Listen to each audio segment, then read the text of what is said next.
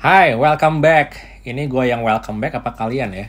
Kayaknya gue sih. Jadi gue udah lama banget gak bikin video di YouTube kan ya. Kayaknya udah lebih dari sebulan. Ini hiatus terlama gue di YouTube. Katanya udah banyak yang nyariin gitu.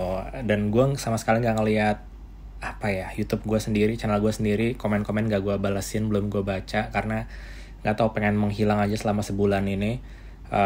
Lagi banyak yang diurusin juga. Kemarin gue gak bikin konten puasa. Mungkin gue gak bikin apa-apa sama sekali ya.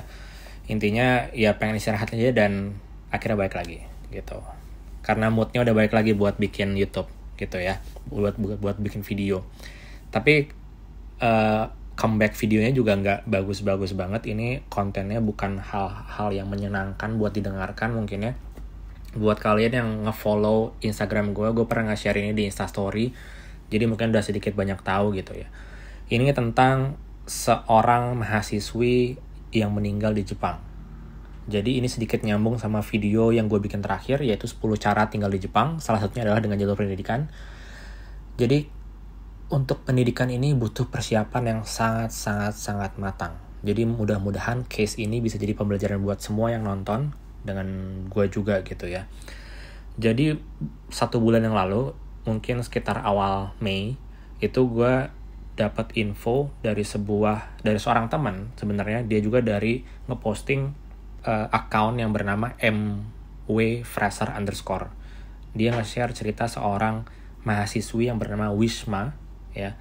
Bernama Wisma, seorang dari Sri Lanka yang sekolah ke Jepang tapi tidak berjalan lancar sampai akhirnya ditemukan meninggal bulan Maret kemarin, tanggal 6 tepatnya, di detention room atau ruang hukuman di imigrasi di Jepang, tepatnya di Nagoya. Jadi kronologisnya seperti ini ya kurang lebih. Jadi gue cerita dulu dan apa yang bisa kita ambil dari cerita ini gitu. Nama lengkapnya Ratnayake Lianage Wisma Sandamali, umur 33 tahun. Jadi dia itu ke Jepang pada tahun 2017, tepatnya bulan Juni ya. Dia sampai di Jepang dan dia itu memutuskan untuk ikut Sanmongakko, sekolah kejuruan. Mimpinya dia itu, dia bener-bener pengen tinggal ke Jepang. Dia suka banget sama Jepang dan dia bercita-cita pengen jadi guru di Jepang. Tapi ternyata tidak berjalan lancar karena dia kesulitan dari sisi keuangan atau finansial. Jadi di Januari 2019 dia kehilangan status visa studentnya dia karena tidak bisa lagi membayar SPP atau tuition fee ya, yang harus dibayarkan tiap semester biasanya. Tapi baru ketahuannya nih, dia baru ketahuan oleh pihak imigrasi itu di Agustus 2020. Dia ditahan segala macem. Kenapa bisa ditahan nanti gue jelasin juga. Dan di tahun ini, awal tahun ini, di Januari 2021 dia ngerasa sakit selama penahanannya itu dan meninggal di bulan Maret ya. Dan ini beritanya kalau kalian lihat atau mau cari di Google itu bisa cari aja keywordnya kayak Wisma Sri Lankan Death in Japan. Itu pasti keluar semua. Beritanya dari NHK, ada dari Japan Times, ada dari Straits Times. Pokoknya ini berita internasional dan lagi lumayan geger sekarang di Jepang gitu ya. Dan ini bukan kasus baru sebenarnya, bukan kasus yang asing buat mereka. Wisma ini itu dia overstay visa. Karena sebenarnya visanya sudah harusnya habis di Januari 2019 itu. Tapi dia tidak bisa kembali ke Sri Lanka, ke negaranya, karena saat itu di sini sih ceritanya katanya ada orang yang mengancam dia di negaranya. Jadi dia nggak bisa balik. Pertama nggak ada flight juga, nggak ada penerbangan, dan dia juga nggak bisa balik karena dia kalau pulang itu berbahaya. Jadi dia itu ditahan oleh pihak imigrasi. Nah, Wisma ini ketika ditahan itu dia pengen cari pendukung atau cari donasi atau cari apapun itu yang bisa ngebantu dia dari soal finansial dan segala macem. Dan dia itu bilang dia udah sakit dari awal tahun ini, dari Januari ya. Dia sempat bilang muntah darah, dia benar-benar lemah gitu ya, sampai dia nggak bisa ngerasain tangan dan kakinya juga. Bulan Februari tanggal 9 itu dia bilang dia coba untuk panggil officer atau petugasnya. Dia bilang dia mau ke toilet. Bayangkan cuma mau ke toilet aja tapi dia nggak ditolong. Yang ditahan yang lain, jadi dia ditahannya nggak cuma sendiri, ada beberapa tahanan lain gitu ya, mungkin dengan kasus yang sama, karena di Jepang ini banyak banget yang kayak gini ya. Jadi dia dibantu sama tahanan yang lain gitu. Februari 17 dia minta diperiksa sama petugas, sama pihak medis gitu. Mereka bilang kamu tuh nggak sakit, dokternya kaget gitu, kenapa petugas ini bisa bilang Wisma ini nggak sakit. Dia nuduh Wisma ini bohong gitu, jangan bilang kamu sakit supaya kamu bisa keluar segala macam. Jadi ini apa ya, udah kayak di penjara jadinya kayak gitu. Februari tanggal 26 dia nggak bisa ke toilet, mulutnya udah mulai ngeluarin darah, dia jatuh ke lantai dan dia harus tidur di lantai. Gue nggak tahu kondisinya seperti apa, tapi penggambarannya seperti ini. Ini yang di-share sama tahanan-tahanan lain ketika lagi ditahan itu ya. Dan dingin. Jadi Februari itu masih masuk musim dingin. Akhirnya berita ini sampai luas, sampai ke negaranya, ke Sri Lanka. Keluarganya juga tahu. Yang mengejutkan adalah keluarganya ini tidak dikasih footage atau rekaman CCTV selama Wisma ini ditahan di Jepang. Jadi benar-benar tertutup, benar-benar nggak mau transparan dari pihak imigrasinya. Benar-benar mereka itu merasa ya udah biar kita aja yang urus. Padahal kan ini keluarga gitu, pihak terdekat dari korban, harusnya mereka dikasih akses buat ke situ gitu. Jadi sampai berita terakhir yang gue baca itu mereka tetap nggak dikasih footage-nya. Ini bahkan sampai kedubes Sri Lanka di Jepang itu sampai turun tangan. Berita terakhir yang gue baca di NHK itu mereka akhirnya ya karena akhirnya ya gimana ya kasusnya, akhirnya mereka mau tutup. Ini ada memorial service untuk Wisma Sandamali, sekitar 400 orang melakukan penghormatan terakhir pada Sabtu ini tanggal 29 Mei, berarti baru Sabtu kemarin.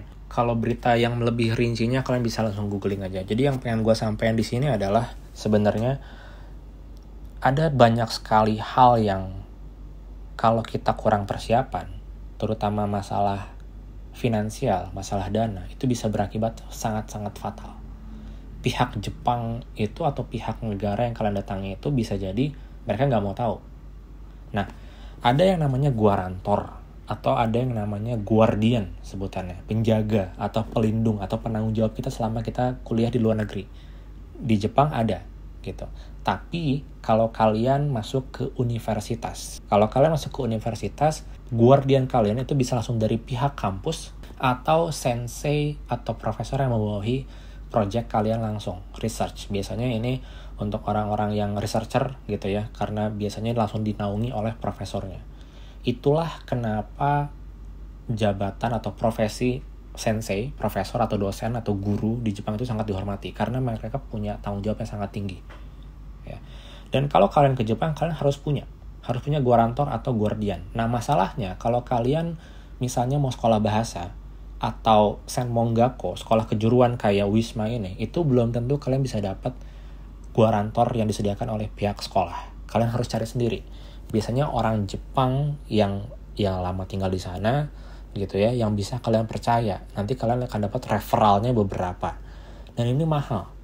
Kenapa? Karena orang Jepang itu sebenarnya nggak mau ikut campur urusan orang lain. Sebenarnya semuanya sih, bayangkan kita di Indonesia gitu ya, tiba-tiba ada mahasiswa asing yang kuliah di Indonesia. Dan mereka minta kalian jadi penanggung jawab dia. Kalau dia macam-macam misalnya, kalau tiba-tiba dia kriminal, narkoba, atau apa gitu kan, kita yang harus bertanggung jawab. Jadi itu bayarannya sangat besar untuk kita bisa dapat guarantor gitu ya. Berapa puluh ribu yen gitu, atau bahkan berapa ratus ribu yen. Jadi bisa sampai puluhan juta kalau dikerupiahkan gitu. Makanya sangat-sangat penting. Hal-hal yang berkaitan sama dana, sama ini, itu sebenarnya banyak solusinya. Ya, mungkin Wisma ini ketika gue nge-share di Instastory itu ada beberapa yang nanya kenapa ya dia nggak part-time aja, kenapa dia nggak ambil baito aja gitu. Setahu gue juga punya beberapa teman yang dari Asia Selatan ke arah Asia Tenggara kan, Sri Lanka, Bangladesh gitu-gitu ya. Mereka itu tidak terlalu pandai atau bisa bahasa Jepang. Mereka lebih lancarnya bahasa Inggris gitu. Kalau kayak kesana gue jarang banget nemu orang Sri Lanka yang bisa bahasa Jepang gitu. Jadi ini dikhawatirkan juga. Solusinya apa sih kalau kayak gini?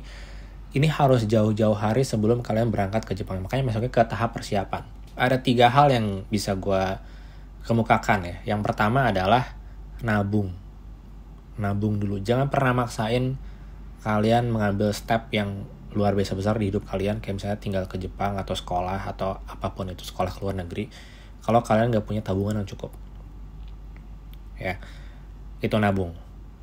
Yang kedua, ngobrol sama orang tua. Syukur-syukur kalau orang tua kalian mau support, itu akan sangat baik. ya. Apalagi kalau orang tua kalian dari keluarga berada segala macam gitu, berkecukupan gitu ya, punya dana lebih untuk kuliah di luar negeri atau sekolah di luar negeri, itu bisa dibicarakan dengan orang tua. Jadi orang tua harus tahu ya. Yang ketiga adalah beasiswa pastinya ya. Jadi cari beasiswa sekencang-kencangnya. Ada yang full cover, ada yang setengah cover, ada yang uang saku bentuknya, ada yang potongan harga, macam-macam. Jadi memang saingannya sangat banyak, tapi pilihannya juga banyak sebenarnya. Jadi kalau kalian mau bener-bener cari, sebenarnya ada beasiswa itu dalam bentuk apapun gitu. Jadi pastikan itu punya salah satu dari itu dulu sebelum kalian berangkat ke Jepang. Takutnya kasus-kasus kayak Wisma ini terjadi lagi gitu. Dan ini nggak cuma sekali ya. Kalau kalian lihat di berita di Straits Times, she is the 18th foreigner to die in detention since 2007. Jadi dia adalah orang asing yang meninggal ke-18 sejak tahun 2007. Berarti ini bukan kasus pertama. Ya, dari 15 tahun terakhir ternyata sudah ada 18 korban yang seperti ini. Dan dari teman gue yang tinggal di Jepang sekarang, dia bilang pernah ada orang Indonesia juga yang meninggal di detention room atau di imigrasi karena kasus-kasus yang serupa. Lalu ketika gue share juga di Instagram ya, ada beberapa yang respon. Ada yang bilang seperti ini. Dia bilang, saya punya cerita ngap, pengalaman rekan baito saya dulu, pengalaman di penjara di Jepang gitu. Even cukup harus nyiksa badan bang gitu. Terus gue nanya, kok bisa sampai di penjara? Zaryu Kado-nya palsu. Zaryu Kado itu kayak KTP kita atau alien card selama kita tinggal di Jepang ya. Visanya juga udah expired. Orangnya sampai trauma, musim dingin disuruh tidur di ubin. Ya, berarti kasusnya sama kayak si Wisma. Sampai sekarang psikisnya keganggu akibat trauma itu. Berarti mungkin masih hidup gitu ya sekarang ya. Di penjara juga dipukulin mulu katanya. Kadang suka gemes sama yang mau ke Jepang modal nekat. Ya. Itu terus gue nanya lagi, itu dia masukin Zaryu Kado-nya kenapa? Dia bilang magang kabur, beli Zaryu Kado ke orang Cina katanya. Satu lagi yang terakhir, ada beberapa orang yang nanya ke gue, bisa nggak sih kalau kita di Jepang itu hanya mengandalkan gaji dari part time? Gue selalu jawab big no, nggak bisa, sangat-sangat tidak bisa. Kenapa? Kalau kalian ke Jepang, itu kan kalian visanya student ya. Ya kalian fokusnya sebenarnya harusnya belajar, bukan nyari uang gitu. Namanya juga part-time. Jadi part-time itu ya gajinya ya cukup untuk kalian sehari-hari aja. Ya, untuk bayar cicilan sewa ini, sewa itu gitu. Cicilan handphone, cicilan apa, segala macam. Bayar listrik, buat makan, buat jalan-jalan, buat liburan, itu bisa. Tapi kalau udah bayar tuition fee, itu berat karena mahal. Jadi makanya minimal punya tabungan. Tabungannya digunakan buat tuition fee. Nah, kalau memang pas-pasan, kalian bisa kerja di Jepang untuk sehari-hari. Itu baru bisa. Tapi kalau benar-benar nggak punya pegangan sama sekali, benar-benar all in, dari mulai tiket pesawat, tuition fee, biaya hidup, mengandalkan itu nggak akan bisa sama sekali. Jadi itu yang mau gue tekankan di sini. Mudah-mudahan teman-teman yang nonton ini ya, jadi memahami, terutama buat yang mau ke Jepang, ada kasus-kasus kayak gini yang mudah-mudahan nggak terjadi, nggak cuma di Indonesia tapi sedunia gitu ya. Karena pihak imigrasi itu katanya udah kayak di penjara. Jadi mereka itu ya kejam. Maksudnya kejam itu ya karena banyak yang cari masalah juga sih, orang-orang yang kayak gini gitu, yang kabur saat magang, masukin identitas gitu ya, overstay, apapun alasannya itu tetap aja kan melanggar hukum intinya. Jadi mudah-mudahan gak ada yang seperti ini. Kalau ke Jepang lancar-lancar aja, fokus sama studinya gitu ya. Boleh cari pengalaman kerja, boleh cari teman, networking segala macam, tapi tetap harus persiapan, itu paling penting. Jadi itu aja video ini ya. Masih di rumah aja nih, masih settingnya gini-gini aja. Mudah-mudahan gue bisa bikin konten keluar ya. Terima kasih sudah nonton. Jangan lupa komen, like, share, subscribe buat yang belum. Sampai ketemu lagi. Dadah.